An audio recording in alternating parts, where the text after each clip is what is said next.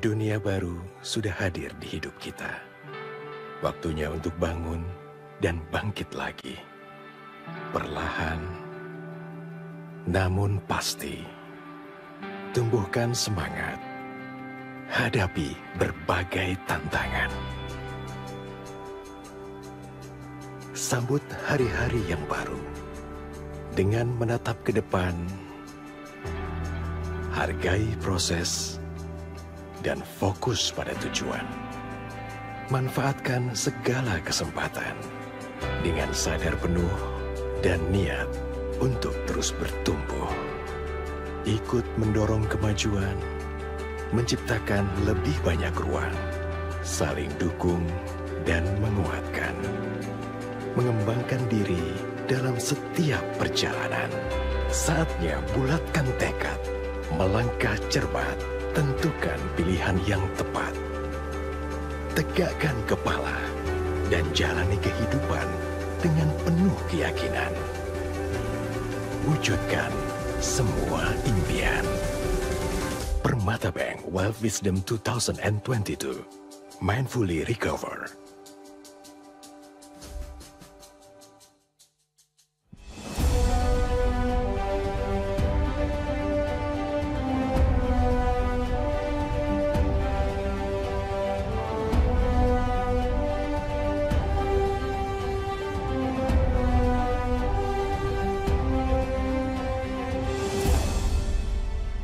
Ya, selamat siang Bapak dan Ibu hadirin tamu undangan yang hadir secara virtual maupun onsite pada siang hari ini.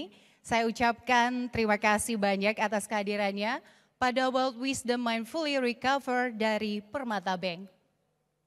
Senang sekali saya Gesmi Sitanggang selaku moderator yang akan memandu sesi diskusi ini dengan tema How to Utilize Global Pandemic Fund. Kelas ini dipersembahkan oleh Permata Bank Priority. Sebagai informasi, World Wisdom diselenggarakan selama 2 hari dengan membawa lebih dari 35 speakers dalam 15 kelas dan 4 workshop.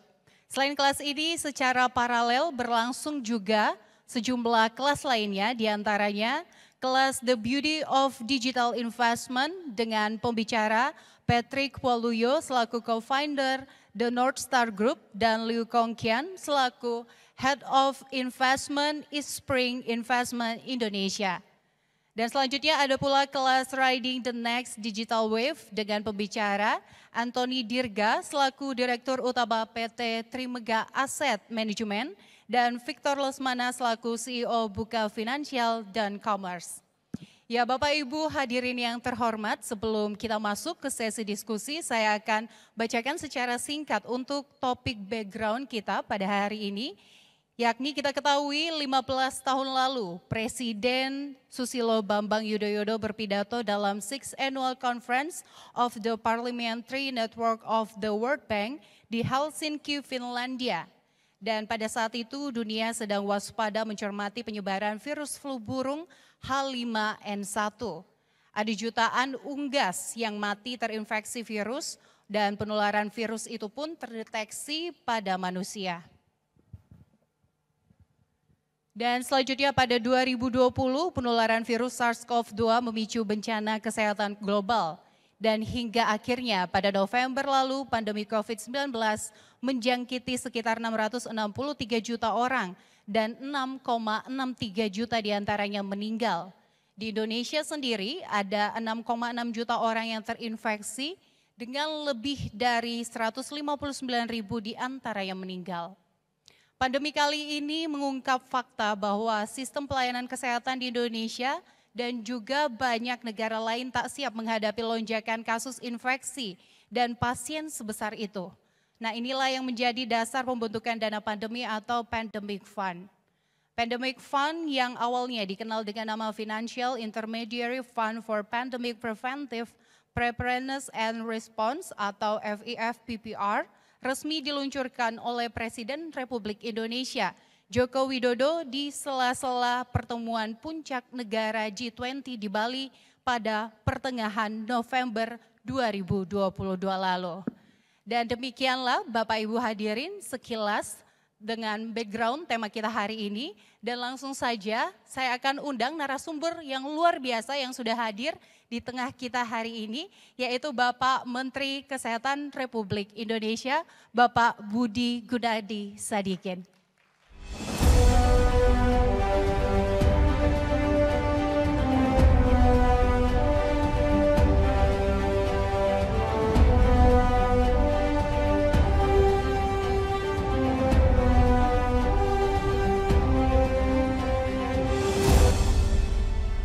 Baik, terima kasih.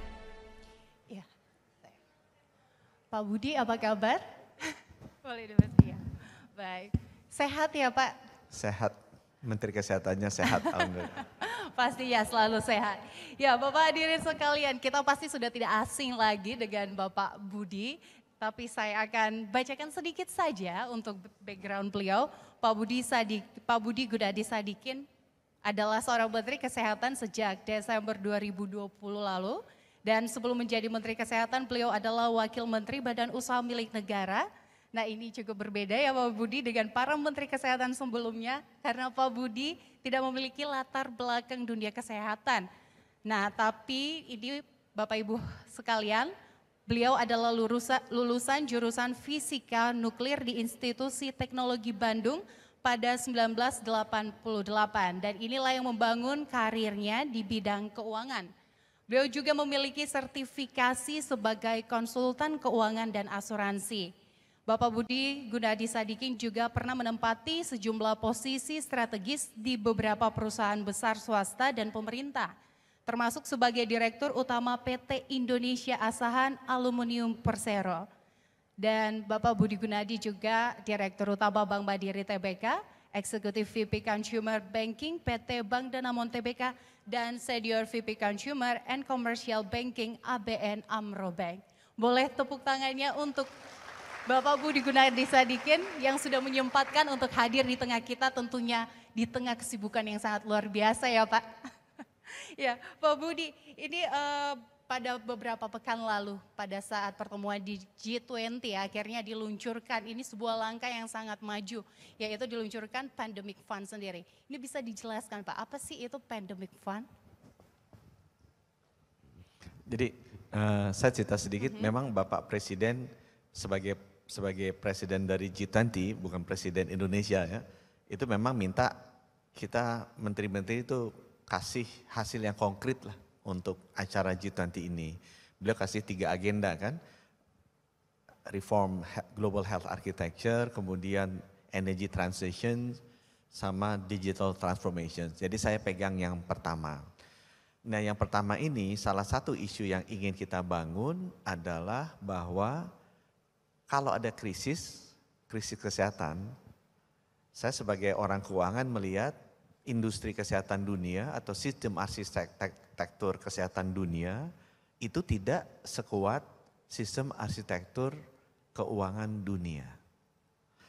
Contohnya kita ingat ya, di tahun 1944, saya belum lahir sih, itu sesudah Perang Dunia Kedua, itu para pemimpin-pemimpin dunia tuh global leaders berkumpul tuh di kota kecil Bretton Woods di Amerika Serikat. In the spirit of teamwork and solidarity. Ya. Mereka datang ke sana, kemudian mereka setuju untuk membangun 2 institusi keuangan global yang namanya World Bank dan International Monetary Fund. Yang tugasnya untuk bisa mengembalikan kondisi ekonomi dunia sesudah perang, tapi juga kita lihat dalam sejarah melindungi dunia dari krisis-krisis keuangan berikutnya. Sebagai pilar utama dari arsitektur keuangan global. Ya.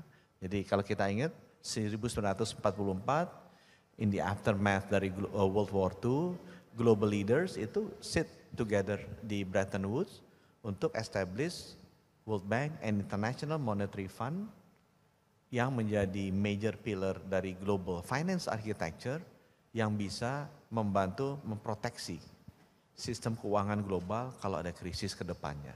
Dan kita adalah saksi karena kita ngelihat di 98 dan 2008. Di kesehatan, global health architecture kita nggak punya kayak itu. Itu sebabnya yang kita propose adalah di tahun 2022, instead of 1944, di Bali, Indonesia, berkumpul lagi nih pemimpin-pemimpin dunia. Ya, in the spirit of solidarity, mereka memutuskan untuk bikin yang namanya Pandemic Fund.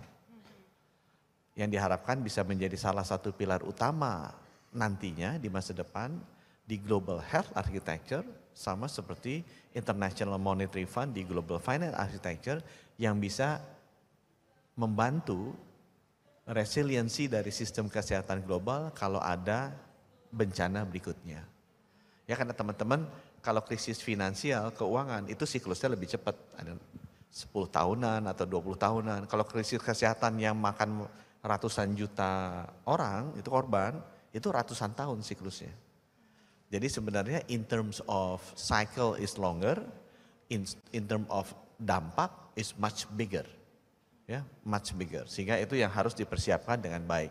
Kalau yang shorter dan less ini, karena krisis keuangan tuh saya udah pernah dilihatin ordernya berapa triliun ya, misalnya dolar ya. Kalau krisis kesehatan ini bisa 10 kali apa 15 kali lebih lipat dampaknya ke keuangannya. Jadi dampaknya tuh 10 kali lebih besar dibandingkan krisis keuangan 2008 atau krisis keuangan 98. Dampaknya terhadap ekonomi dunia. Jadi turunnya GDP kita kontraksinya jauh lebih besar.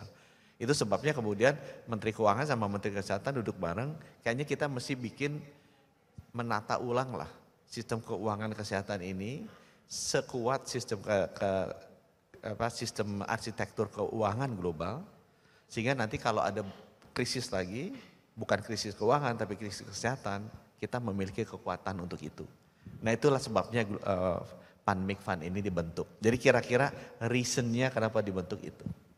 Baik, Pak Budi, lalu seperti apa sih Pak mekanisme dari Pandemic Fund ini sendiri? Ini kan gabungan dari sejumlah negara yang akhirnya membuat sebuah komitmen yang akhirnya mendonasikan dana itu. Ini seperti apa pada saat itu akhirnya mereka yakin untuk memberikan sejumlah donasi dana dan terbentuklah dan diluncurkanlah si Pandemic Fund ini? Kalau kita lihat semua fund-fund yang gede-gede gitu, kayak IMF, International Monetary Fund. Kalau di kesehatan ada yang namanya Global Fund, ini a 15 billion fund ya. Semuanya mulainya kecil juga kayak gini, mekanisme Financial Intermediary Fund atau kayak apa, seed fund lah itu ya. Bibitnya fund itu mulainya kira-kira sama, hampir semuanya ya. Mulainya kecil, di-lead oleh beberapa negara, kemudian nanti dari tahun ke tahun itu grow. Yang penting mereka jelas purpose-nya apa. Kalau ini kan purpose-nya kita accumulate enough dana, kalau nanti ada pandemi lagi kita siap. Kebetulan Indonesia dan saya dan Ibu Sri Mulyani sebagai pendiri yang aktif, sebagai penggagas. Kita gagasinya ada 2 di fund ini. Satu fund during peacetime sama fund during wartime. Ya, kita masih ingat wartime yang jangka pendek aja, karena wartime kemarin nggak semua negara punya uang cukup buat beli vaksin. Akibatnya negara maju yang kaya bisa DP vaksinnya duluan, dia dapat duluan. Negara miskin dapatnya belakangan. Jadi terjadi inequality dari vaksin akses. Nah itu nanti nggak boleh tuh. Harusnya fund ini punya wartime fund. Kalau ada bencana lagi, dia langsung bayarin, kasih DP gitu ya untuk negara-negara berkembang. Supaya mereka bisa dapat akses yang sama dengan negara-negara maju. Ya. Tapi yang lebih penting sebenarnya adalah peacetime fund. Jadi samalah, if we plan things right, if we plan before the war is a guarantee we will win the war. Sebenarnya kan gitu kira-kira kan. Jadi sebelum kita kena pandemi, harusnya kita persiapkan nih infrastruktur perang menghadapi pandemi. Itu yang juga fund ini persiapkan. Ya pandemi ini samalah, kita butuh surveillance yang bagus. Kita butuh research and development untuk vaksin yang bagus. Kita butuh supply chain dari pharmaceutical industry yang bagus gitu ya. Kita butuh health system yang bagus. Nah itu yang dibangun dari sekarang dengan peacetime fund-nya. Jadi kira-kira dipecah 2 lah. Fund during peacetime untuk mempersiapkan kalau ada pandemi, dan fund during wartime yang kita akumulasi kalau nanti terjadi lagi, ini cukup untuk cover misalnya teman-teman yang di negara berkembang. Dan kita juga desain bahwa fund ini hanya sebagai catalyst. Jadi nggak harus nanggung semuanya, tapi dia kalau di bank ambil first level of risk-nya lah. Jadi kalau ada bencana lagi, ini kan perusahaan-perusahaan kalau bikin vaksin belum tentu juga jadi vaksinnya kan, dia masuk duluan, set, habis gitu nanti World Bank, IMF, dan institusi-institusi keuangan lainnya bisa masuk di second level or third level risk-nya. Tapi risk pertamanya diambil oleh fund ini. Nanti sisanya sebagai catalyst, lembaga-lembaga keuangan dunia yang lebih besar bisa masuk. Kira-kira desainnya seperti itu. Dan kita naruh Pak Khatib Basri di sana dan juga ada satu Menteri Kesehatan dari Rwanda itu masuk ke sana. Jadi Indonesia masih ada kakinya juga kontrol di sana. Lalu siapa-siapa saja nih Pak penerima dari dana pandemic fund ini? Apakah hanya negara-negara yang berkembang atau justru negara-negara yang masih belum maju? Atau seperti apa untuk mendapatkan nantinya untuk pandemic fund ini? Apakah akan mengajukan sejenis proposal? Adakah kriteria di sana? Seperti apa Pak Budi? Memang nanti akan dibentuk timnya nanti akan di-lead oleh WHO. Ya, jadi memang bedanya dengan IMF, kalau keuangan saya di sana ya, kalau keuangan ada negara problem masalah keuangan, IMF masuk kan. IMF masuk dia kasih uang selesai. Karena biasanya problemnya di balance sheet dari negaranya, dikasih uang selesai. Tapi kalau masalah kesehatan kayak Indonesia kemarin ada masalah kesehatan, nggak punya vaksin, dikasih uang ya nggak selesai juga. Karena uangnya kita punya, beli vaksinnya nggak bisa gitu. Kita uangnya punya, beli obatnya nggak bisa. Jadi kalau hanya uang tuh baru selesaiin setengah dari masalah. Istilahnya di WHO ini harus diubah menjadi access to emergency medical countermeasures. Biasanya kalau pandemi itu vaksin, terapeutik, sama diagnostic tools. Nah gimana kita bisa translate uang ini jadi access to medical countermeasures, itu yang diatur oleh WHO. Jadi uangnya diatur oleh World Bank, tapi access to medical countermeasures-nya itu diatur oleh WHO. Mekanismenya gimana, nanti sangat inklusif. Ya, jadi negara-negara, biasanya hanya negara donors saja yang bisa menentukan, tapi kita bilang selain negara donors, tapi representative dari low and middle income countries masuk ke sana. Sehingga nanti bisa dibantu, karena itu tadi, selain fund untuk wartime, kita juga butuh fundnya buat peacetime. Kalau peacetime ini pasti negara low and middle income country yang butuh kan, surveillance sistemnya diperkuat, health systemnya diperkuat, jaringan network of physician-nya diperkuat, itu dilakukan oleh mereka. Gimana masuknya? Otomatis memang harus mengajukan usulan ke fund ini. Ya, nanti akan disaring oleh technical team-nya, di-lead oleh WHO, nanti akan disetujui. Kira-kira seperti itu mekanismenya. Nah, pandemic fund ini sendiri kan adalah dana dari para pendonor sejumlah negara yang sudah bergabung, yang menentukan akhirnya membuat sebuah komitmen di sana Pak. Ini bagaimana untuk memastikan bahwa negara-negara ini bisa tetap memberikan sejumlah donor sesuai dengan target yang akan dicapai dari pandemic fund itu sendiri? Kalau history kita lihat selama nanti jalaninnya benar, fundnya akan nambah. Jadi kayak kita lihat Global Fund atau International Monetary Fund lah, pertama kali kan mulainya juga nggak semua negara. Tapi begitu dia jalan, negara-negara bisa lihat, kemudian nanti secara rutin akan rolling. Jadi kalau aku belajar nih baru sekarang nih belajar mengenai international relationship atau internationalism ini, mulainya seperti itu kok biasanya. Ya, jadi kayak misalnya International Monetary Fund ya mulainya pemimpin-pemimpin segelintir orang itu meeting juga di Bretton Woods. Bikin seperti itu, kemudian nanti by time itu growing. Global Fund saya lihat itu yang the biggest health fund yang ada sekarang, $15 miliar itu setiap 3 tahun. Itu mulainya di G8 meeting di Osaka kalau salah tahun 2000. Ya sekarang udah jalan terus. Dan selalu didonate oleh negara-negara maju dan negara-negara besar. Jadi kalau ditanya gimana jalannya, aku bilang selama itu di-manage oleh institusi besar seperti WHO, World Bank, kemudian kita pilih pemimpinnya bagus, in the spirit of internationalism, kita lihat harusnya biasanya sih itu jalannya. Jadi kita nggak terlalu khawatir sih melihat itu. Oke, baik, dari segi transparansi untuk mengkontrol dananya pun sudah sejauh ini sudah dipikirkan untuk strategi ke sana ya Pak? Di run by World Bank, jadi semua sekretariatnya di runnya oleh World Bank, jadi harusnya sih lancar-lancar aja. Baik, ya Pak Budi, selain berkontribusi dalam pandemic fund yang dikelola oleh Bank Dunia dan WHO, apakah pemerintah juga perlu membuat dana pandemi dalam APBN? Menurut Anda? Kenapa? apakah pemerintah perlu juga membuat dana pandemi dalam APBN? Dalam hal? Dalam APBN. Oh, dalam APBN? Iya. Oh, kita masukin ke sini kan, kita udah contribute ke sini. Kalau menurut pendapat saya, mendingan kita nembeng ke sini aja.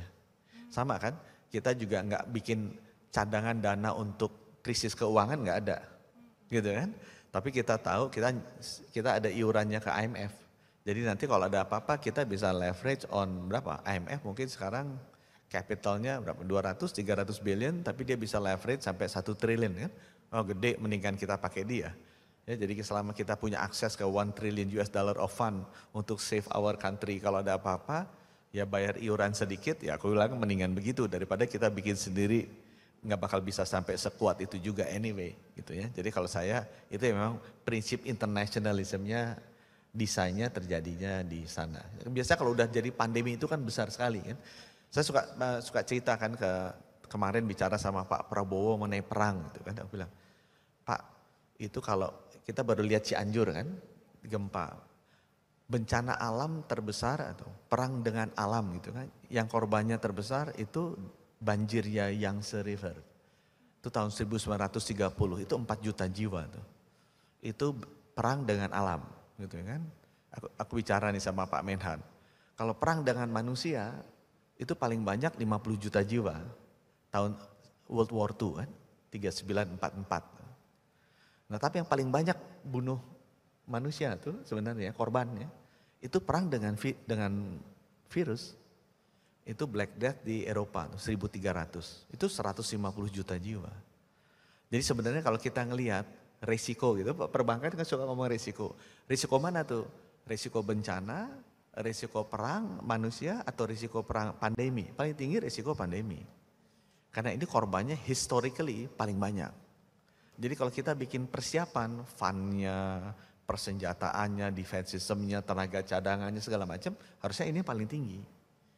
Tapi kenyataannya kan enggak. Kita spend trillion of US dollar build a defense system.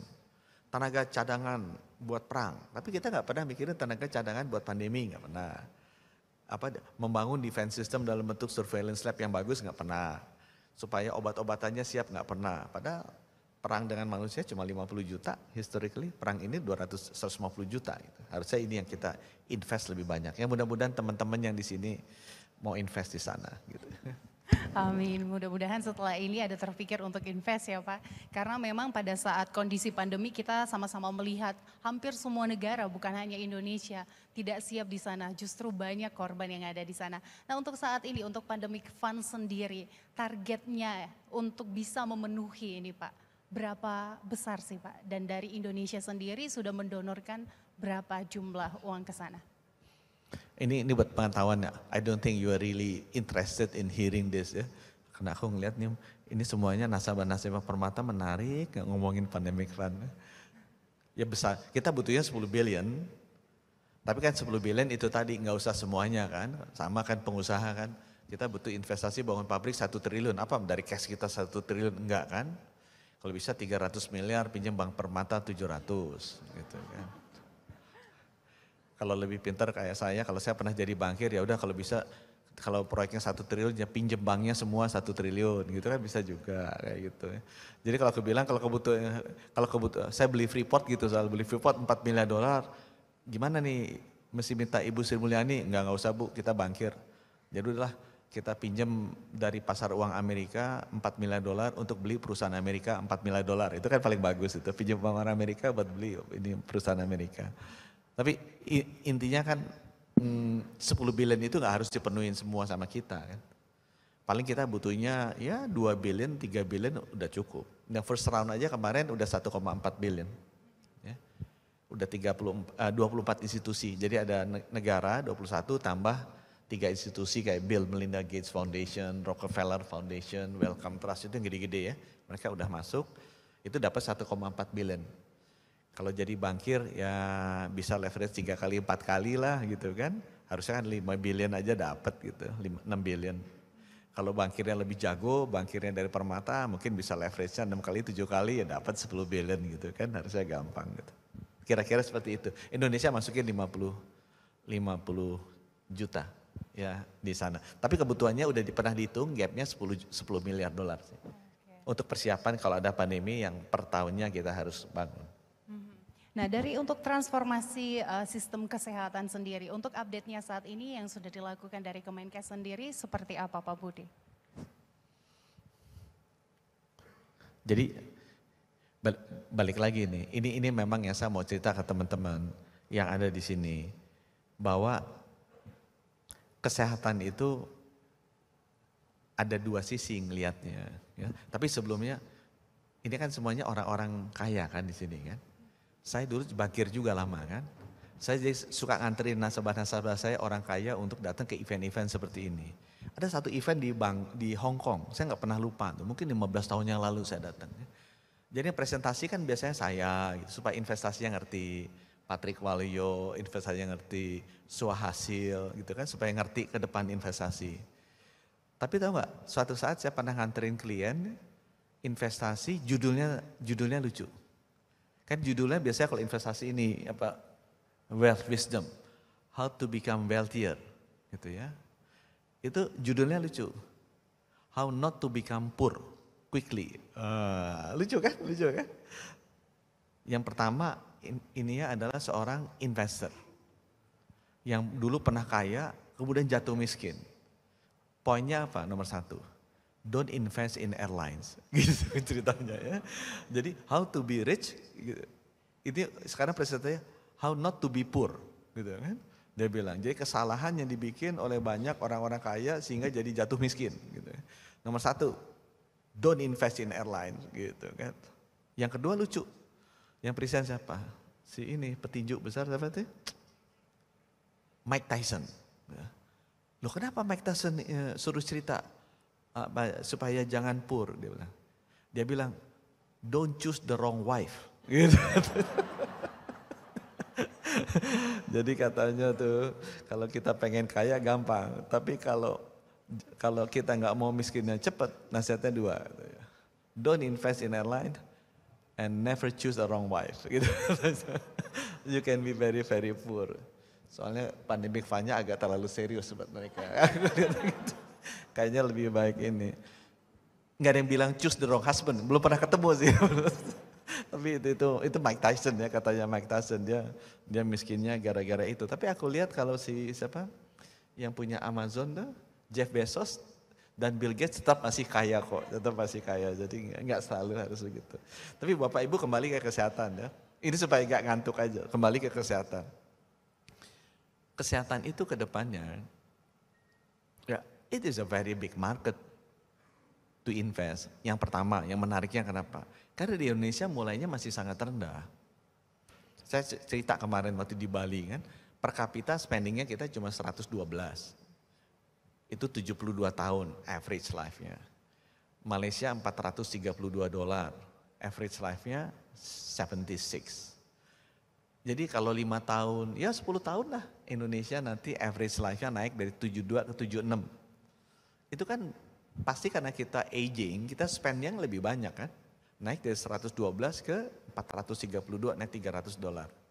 Kali 270 juta, itu 81 billion US. Kali 15 ribu, ya about 1,500 trillion business opportunity di health. Ya, dalam 5 sampai 10 tahun ke depan. Jadi kalau Bank Permata kemudian ngundang saya dan bikin tim bankir-bankir yang khusus di health, itu udah benar. Karena industrinya nanti akan naik di sana. Ya, karena itu tadi, populasinya menua, kemudian dia butuh spending, healthcare spendingnya makin besar, naik industri itu. Dan di seluruh dunia, spending health spending per kapita itu naiknya selalu di atas GDP in the last 20 years. Jadi kalau kita mau pick investment ke industri, kita pick yang di atas GDP growth kan, atau yang di atas inflation growth. Itu di dunia selalu di atas healthcare spending. Karena itu dekat ke jiwa kan, jadi orang pasti kalau suruh spend, mau makan kenyang, mau nggak mau mati, pasti dia nggak mau mati, gitu. Pasti pilihnya ke sana kan, jadi itu. Jadi pasti ini high demand. Jadi buat teman-teman, it is a right way to invest, kata aku. Nah dulu aku mau lihat healthcare spendingnya kemana. Dulu healthcare itu sifatnya lebih ke traditional healthcare yang kita lihat. Tapi ada beberapa pergeseran di healthcare systems yang teman-teman mesti tahu. Contoh, dulu obat-obatan itu berbasis kimia. Makanya ada perusahaan namanya Kimia Farma. Karena farmasi berbasis kimia. Waktu saya wakil menteri BUMN, saya bikin holdingnya Bio Farma. Tanpa sengaja, farmasi berbasis biologi. Ternyata sekarang kalau saya tanya tuh ke pasar, more than 50% in terms of spending nominal, ya, US dollar spending, obat-obatannya itu biologics based atau biosimilar based. Jadi itu pergeseran tuh. Ya, jadi instead of berbasis kimia, itu berbasis biologics. Nah itu bisa masuk invest ke sana tuh. Ya, banyak perusahaan-perusahaan nanti ke depannya kan gitu kan, orang pengennya semuanya serba nggak suka yang kimia-kimia gitu kan. Apalagi kemarin kasus gagal ginjal akut, banyak yang meninggal kimia, orang makin takut lagi. Itu pergeseran itu terjadi. Kedua yang pergeseran terjadi, digitalisasi kesehatan itu luar biasa. Ya luar biasa. Dulu bankir-bankir teman saya, 20 tahun yang lalu jamnya itu Rolex, Patek Philippe, wow yang lain-lain lah kayak gitu. Sekarang kalau saya jalan-jalan udah Apple Watch gitu kan, Garmin, itu bankir-bankir. Jadi digitalisasi di kesehatan itu become lifestyle. Jadi orang-orang kalau mau invest di sana, it is a good ini juga. Itu dulu nggak ada tuh. Kesehatan itu sangat sangat empirical, sangat dokter, perawatan, layanan, sekarang sangat digital. Ya. Yang ketiga, ini benar Pak Patrick Waluyo. Karena dulu healthcare itu selalu tradisional aja growth-nya. Sekarang kita kasih contoh Moderna, vaksin gitu ya. Itu mungkin kita Google itu 8 tahun yang lalu 500 jutaan market cap-nya. Sekarang mungkin di atas 60 miliar dolar. Kenapa? Karena dia is a startup di biotech. Jadi kesehatan juga udah berubah sistem kesehatan tuh nantinya. Ya. Saya udah meeting beberapa kali, saya udah kumpulin tuh investor-investor zamannya saya dulu bangun startup di infotech yang kiblatnya ke California Belt di West Coast. Aku bilang, kalau mau bikin multiple jangan hanya ke situ loh. Biotech yang di East Coast di Boston Massachusetts Belt bisa create multiples juga loh. Slightly sophisticated, tapi they can do. Ya. Dan di sini ada Stanford, ada Berkeley, di sana ada Harvard sama MIT itu. Ya, a good combinations sehingga bisa bikin multiple studi investment. Jadi pekerja pertama, it is a great industry to invest. Ya buat teman-teman kalau mau invest. Gitu. Tapi yang terakhir, aku pengen agak tanya jawab biar mereka bisa tanya jawab juga ya. Terakhir sebelum, jadi itu satu sisi ya. If you want to invest, this is a great sector to invest. Ya, karena future-nya masih besar dan return-nya pun bagus. Yang kedua, ini pengalaman saya nih. Saya masuk sini, ikut bantu Peter Sen, teman saya sekarang CEO-nya Global Fund yang 15 billion fund tadi, itu bekas CEO-nya Standard Chartered.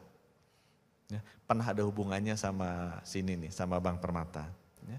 Dia raise 15 billion kemarin, replenishment, sama-sama saya.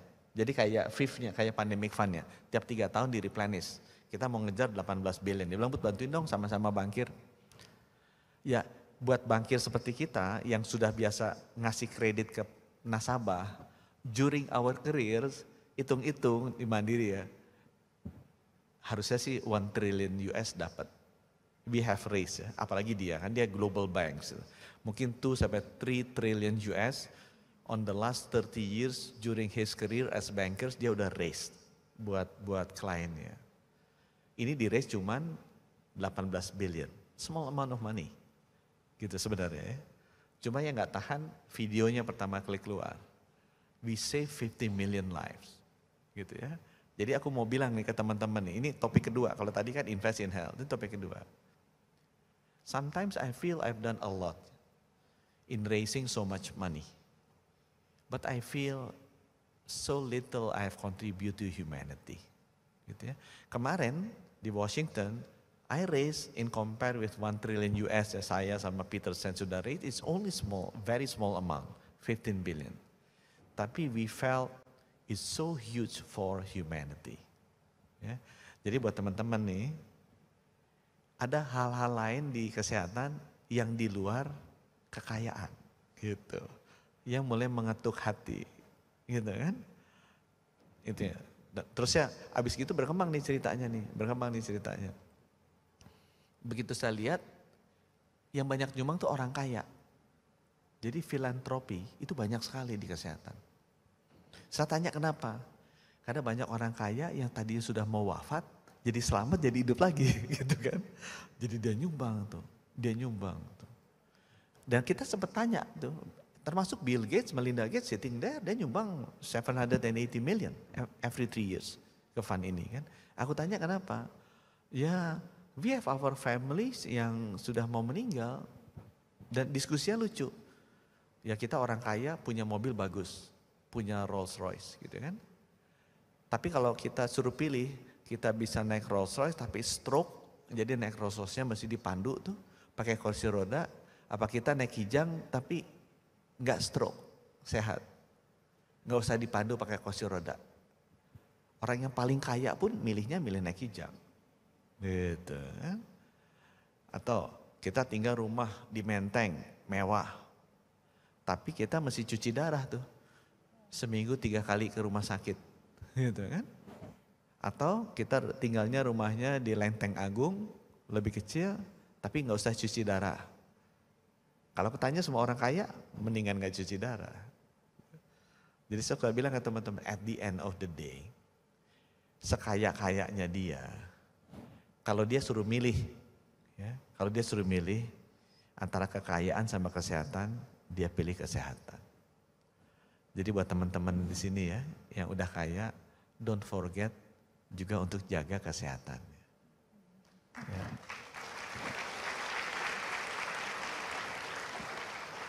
Dan salah satu kesehatan yang penting adalah kesehatan jiwa. Ini naik nih.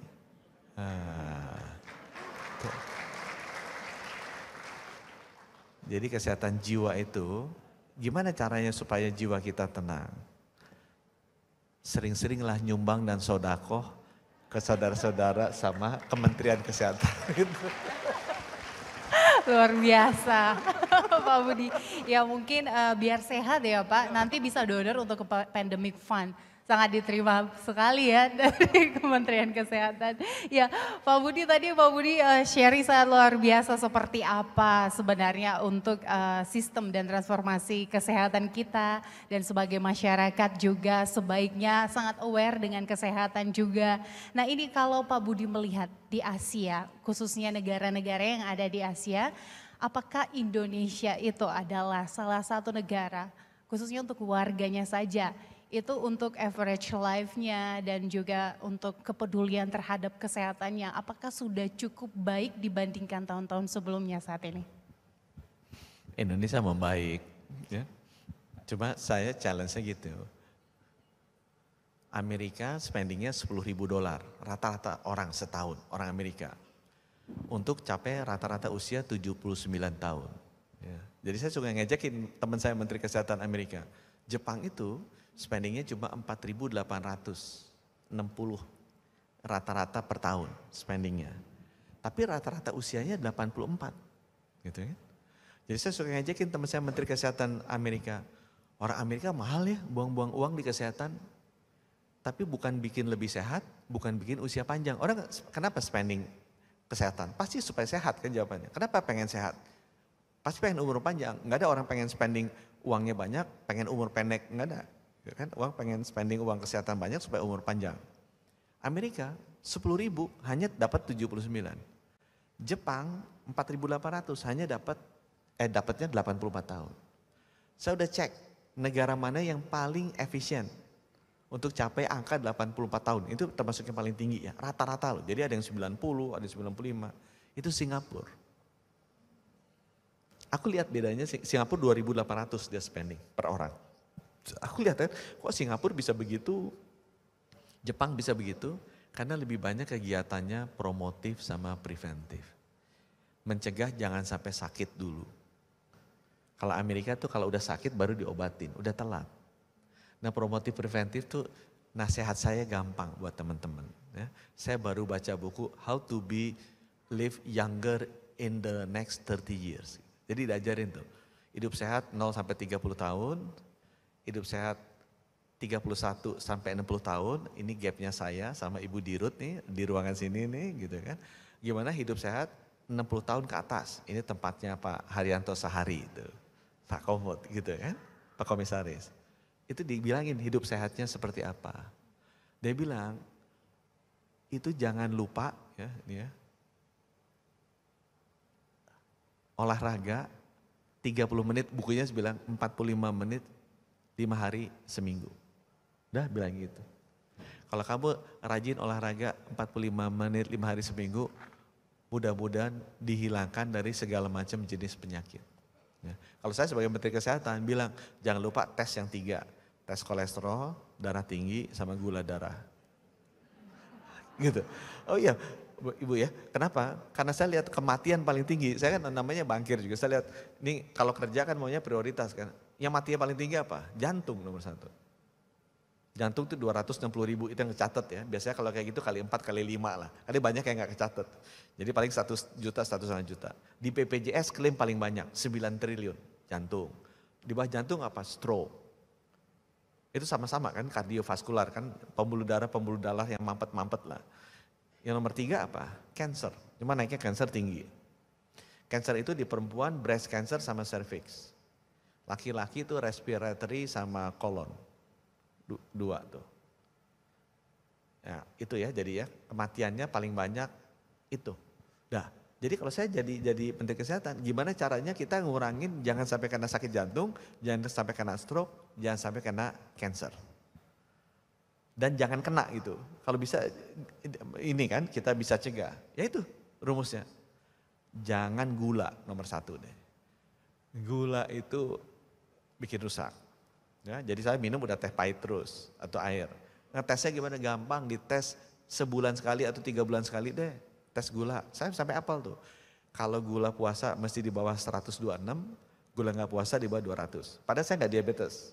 Tapi saya ngomongin udah Bapak Ibu yang paling gampang 3 bulan sekali disiplin tes gula. Harus di bawah 126 atau di bawah 200. Nomor 2, kolesterol. Ya, aku dibilangnya lihat LDL-nya aja 135 gitu. HDL-nya bagus nggak apa-apa, LDL-nya jangan lebih dari 135. Ini katanya nih gitu ya kan. Kemudian yang ketiga darah tinggi. Di bawah 140-90. Kalau ini selalu dijaga, ini 3. Kalau misalnya lewat, udah minum obat sama makannya dikontrol, olahraganya dibanyakin. Jadi 3 ini ada dikontrol. Apa? Gula darah, kolesterol, tekanan darah. Ini dikontrol, bagus. Ada yang nambah 1 lagi, supaya jangan kena cancer, resiko cancernya turun ya. Bisa kena cancer juga tapi resiko turun. Itu mengurangi visceral fat. Visceral fat gimana ngurangin? Gampang, tambah ukuran keempat. Beli timbangan 700.000 yang ada BMI-nya, BMI-nya mesti di bawah 24. Tuh. Ibu Dirut di bawah 24. Gitu. Kita bisa lihat yang sebelahnya belum tentu di bawah 24. Gitu kan kita bisa lihat. Kita sebagai menteri udah bisa lihat tuh. Karena kita ketemu menteri ke Singapura, Deputy Prime Minister, badannya kurus-kurus. Aku lihat kan kenapa gitu, Pak? Kita Singapura tuh diabetesnya tinggi. Dan itu is very unproductive. Karena begitu sakit, dia kan mesti cuci darah segala macam. Jadi Singapura keras supaya nggak kena diabetes. Salah satunya dijaga obesity-nya. Kan dia kan minum gula kan. Dan mereka kan bisa maksa. SMA gemuk suruh lari. Kalau nggak dikasih rapot lah, dibikin susah lah hidupnya sama pemerintah Singapura. Dan itu ukurannya saya apal tuh. Laki-laki 90 cm lingkar perut, perempuan 80 cm. BMI di bawah 24. Dan saya sekali lihat aja saya udah tahu. Ini masuk apa enggak, aku bisa tahu gitu kan. Masuk misalnya, masuk, ada yang enggak masuk, yang masuk udah tahu aku udah. Sebagai Menteri Kesehatan, walaupun kita enggak belajar kesehatan. Tapi teman-teman ya, kalau kita jaga tuh, lingkar perut laki-laki di bawah 90 cm, perempuan di bawah 80 ya. Kemudian kolesterolnya di bawah 200 atau 135 itu LDL-nya. Tekanan darah di bawah 140 90. Kemudian gulanya. Puasa di bawah 126, enggak puasa di bawah 200. Hopefully you can be healthy sampai your next the last 30 lah, umur 60 sampai 90-nya kayak Ratu Elizabeth. Hidupnya sehat-sehat, atau pek aja meninggal gitu kan, enak.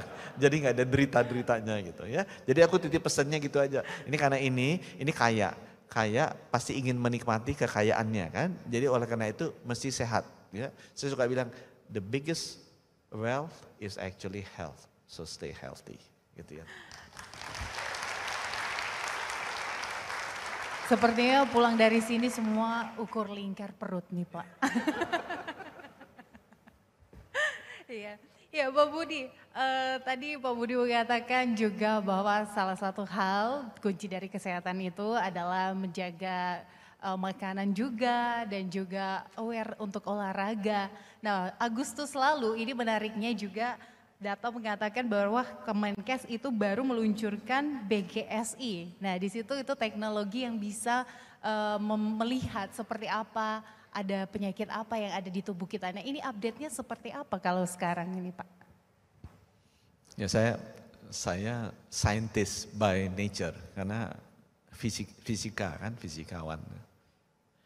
Fisika itu di tahun 1800-an itu ada leading scientist namanya John Dalton di Inggris. Saya lupa di Oxford apa di Cambridge. Dia menemukan komponen terkecil dari benda mati yang namanya atom. Dia nemuin itu pertama kali. Terus ada Ernest Rutherford, kemudian berikutnya lah diikutin. Tapi dia nemuin pertama kali ini, John Dalton ini. Penemuan ini, scientific invention ini, lead to major industrial revolution lah. Di bidang nuclear energy, gitu kan. Space station technology, including nuclear weapon gitu ya, itu terjadi itu di situ. Yang kemudian merubah sejarah kehidupan umat manusia. Dengan adanya Perang Dunia Kedua gitu kan, adanya bom atom itu merubah peradaban dunia kan. Dimulai dengan penemuan komponen terkecil dari benda. Nah di tahun 1950, history repeat itself. Ada namanya engineer AT&T Bell Labs, namanya Claude Shannon. Ya, dia nemuin komponen terkecil dari informasi, bukan benda. Kalau si John Dalton ini komponen terkecil dari benda, ini komponen terkecil dari informasi. Namanya binary digits, disingkat bits. Scientific invention ini lead to a major industrial revolution di mana microprocessor technology, computer technology, software, hardware, Lotus Number 3, Microsoft, Apple, gitu kan, TikTok, Google, Facebook, Twitter, itu keluar dari sini. Change humanity forever juga. Nah buat teman-teman pertanyaannya tadi, karena saya orangnya suka ngamatin gitu ya. Nah I notice history is repeating itself. Gitu ya. Jadi dulu 1800-an menemukan the smallest component of things gitu kan. Di pertengahan 1900-an the smallest component of informations. Nah 1960-an the smallest component of living things. Plantation, animals, and human being. Itu ada tuh komponen terkecilnya namanya DNA. Ditemukan oleh Watson Crick sama Rosalind Franklin. Gitu ya.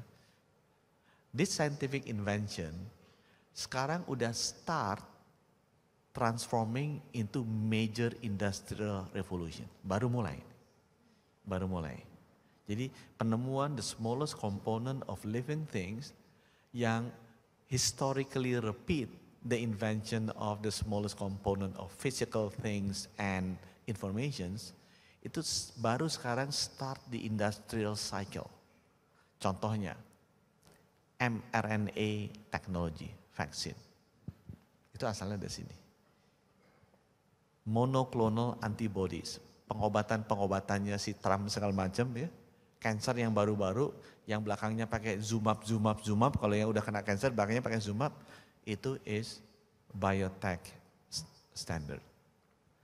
Ya, gene therapy, stem cell therapy, ya yang gundul bisa iniin, tumbuhin lagi rambutnya, itu semuanya biotechnology based.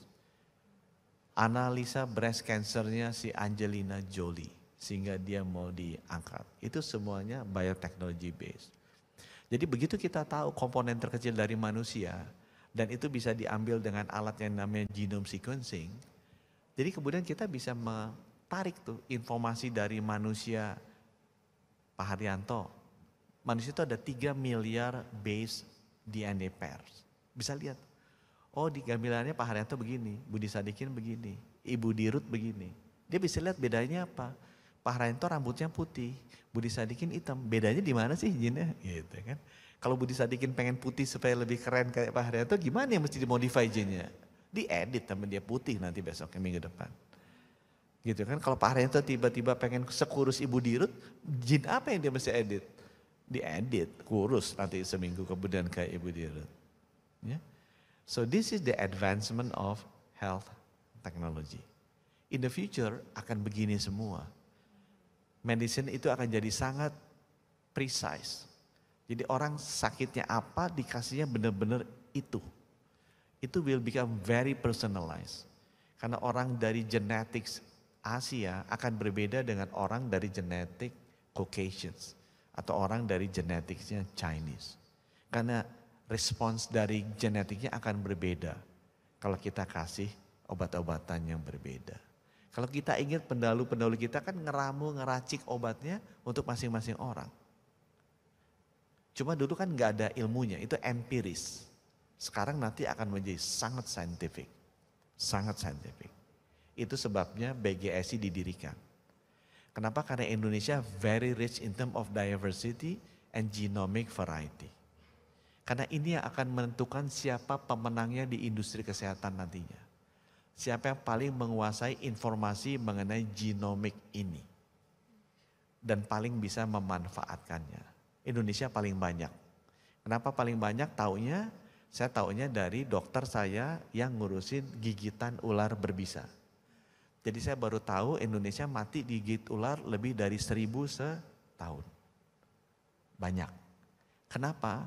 Karena ular berbisanya di atas 300 jenis. Australia 100-an jenis, Asia 150-an jenis. Kok bisa banyak ular di Indonesia berbisanya? Karena kita punya yang namanya Weber line dan Wallace line. Gitu. Kalau ingat SMA dulu, SMA apa SMP?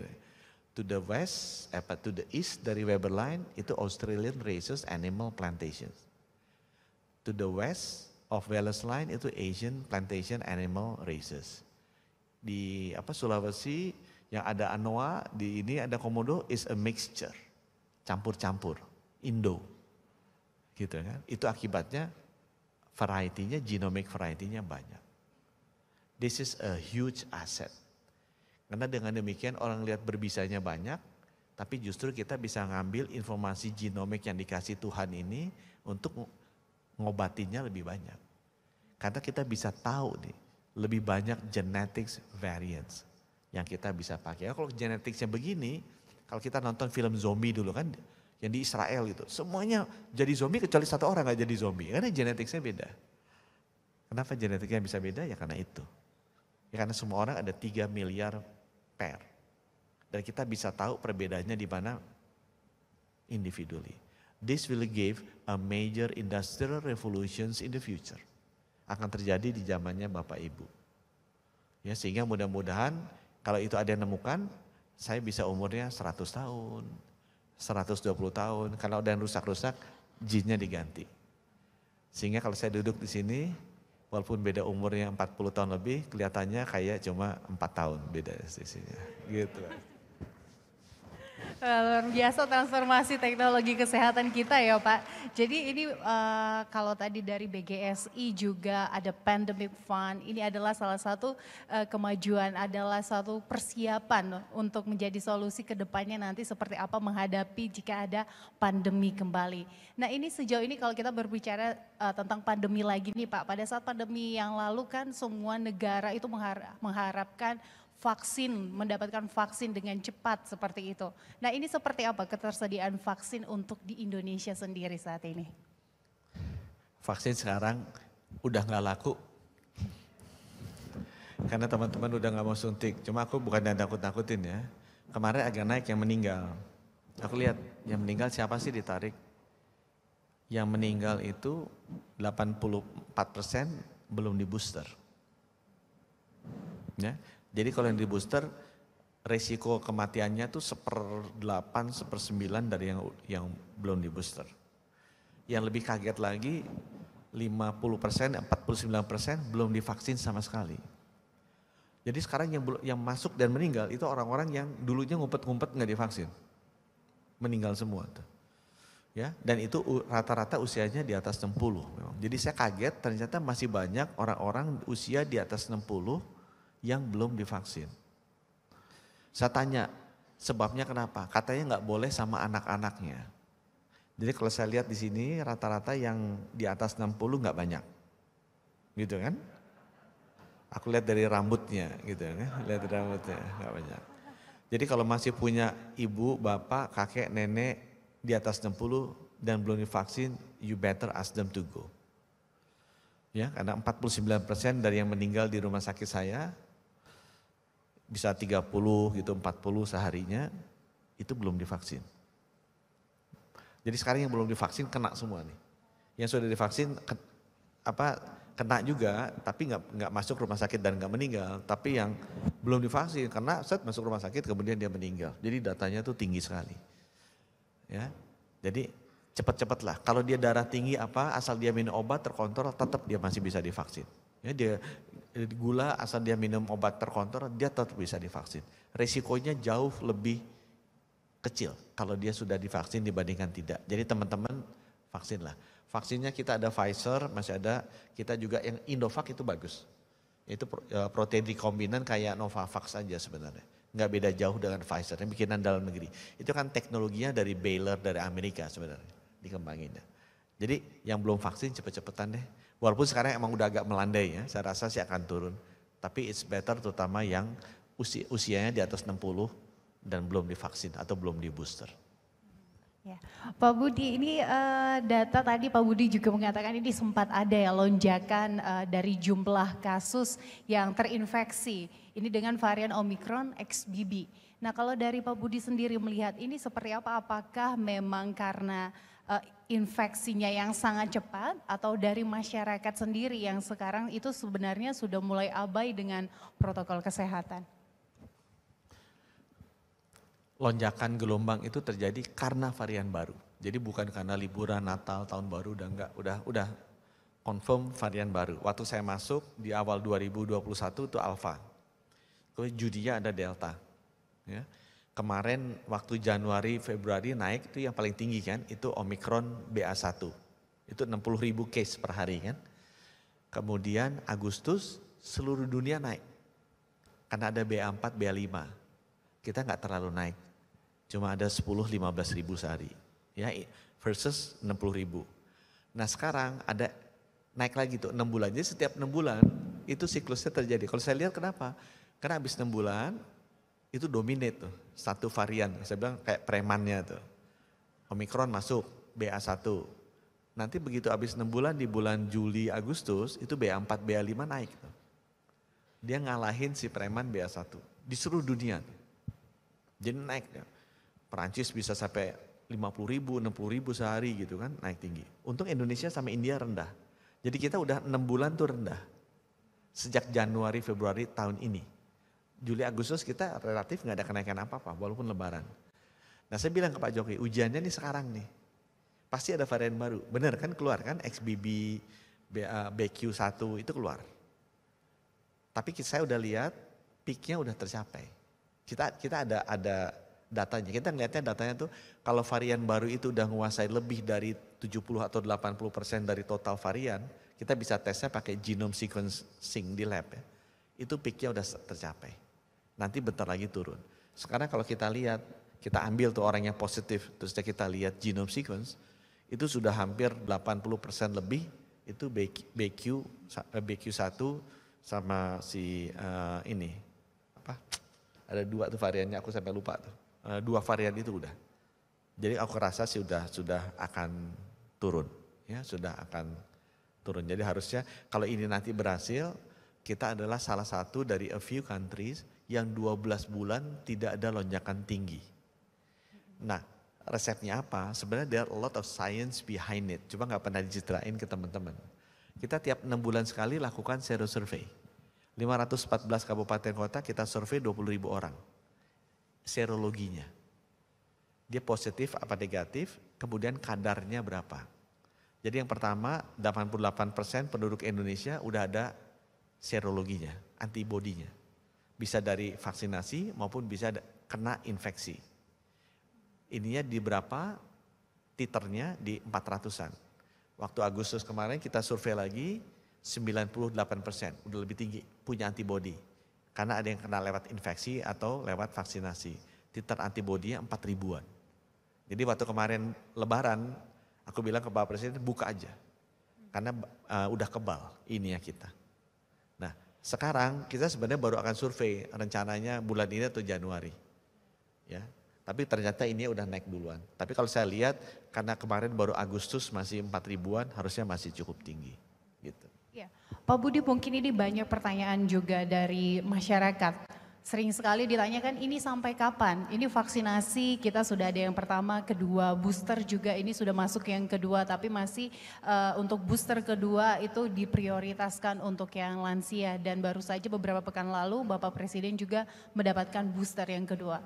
Nah ini sampai kapan Pak kita akan mendapatkan vaksin dan akhirnya nanti sudah tidak ada lagi nih lonjakan-lonjakan kasus infeksi dari virus-virus Omicron? Kemungkinan vaksinnya nanti setiap 6 bulan atau 1 tahun mesti divaksin lagi. Ya. Tapi vaksin ini kan harganya kemarin aja saya belinya range-nya antara $5,5 sampai $7,5 kan. Jadi nggak sampai Rp140.000 juga sih. Ya harusnya teman-teman bisa beli sendiri lah. Gitu ya. Ya itu gitu saya 100-120 ribu mungkin sama ongkos suntik nggak sampai 200 ribu juga gitu. Kalau mau rumah sakitnya menguntungin gede 250 ribu gitu ya sekali suntik.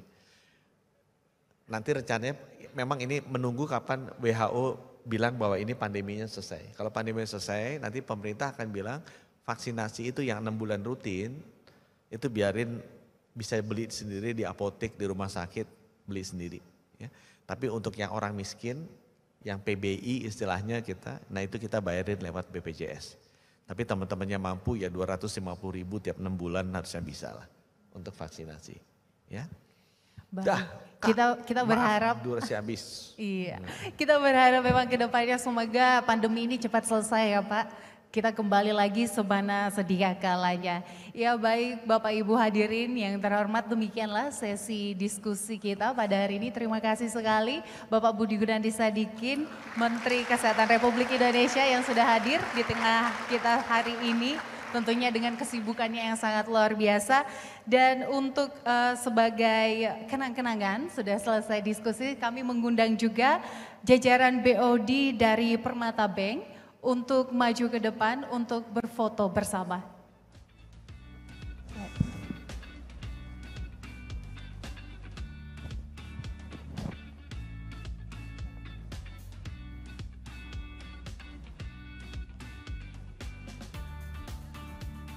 Tapi waktunya habis.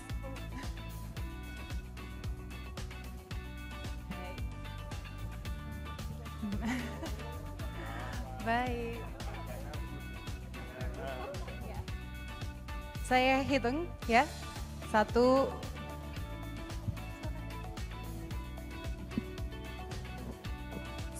2. Boleh ke sebelah kiri Bapak Ibu.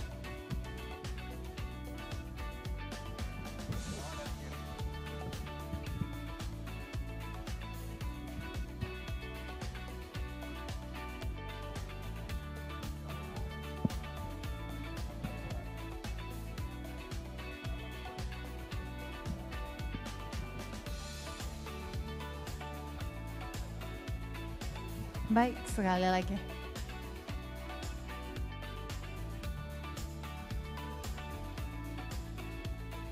Baik, dihitung 1, 2, 3.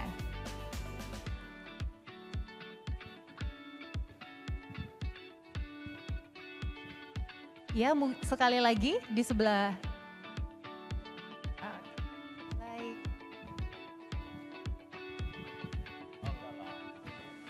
Terima kasih sekali lagi Bapak Budi Gunadi Sadikin. Boleh tepuk tangannya Bapak Ibu hadirin sekalian.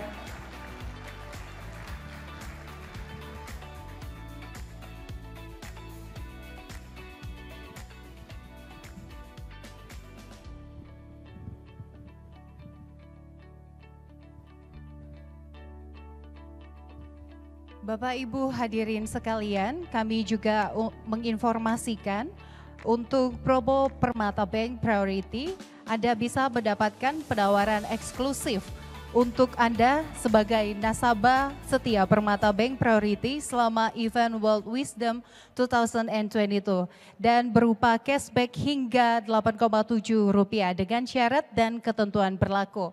Saya Gesmi Sitanggang selaku moderator mengucapkan terima kasih dan sampai jumpa.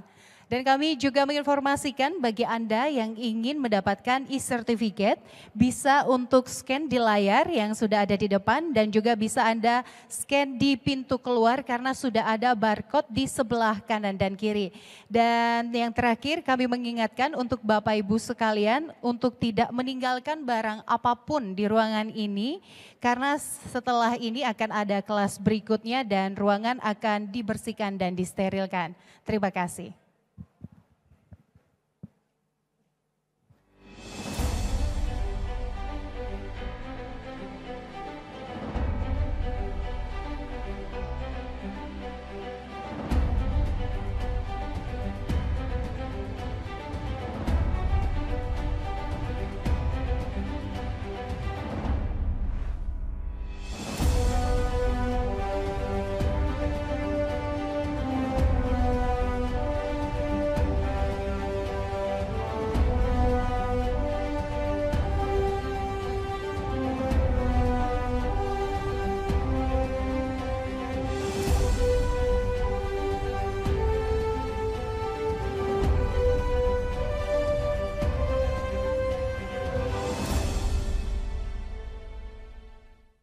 Ketika karya adalah penggalan-penggalan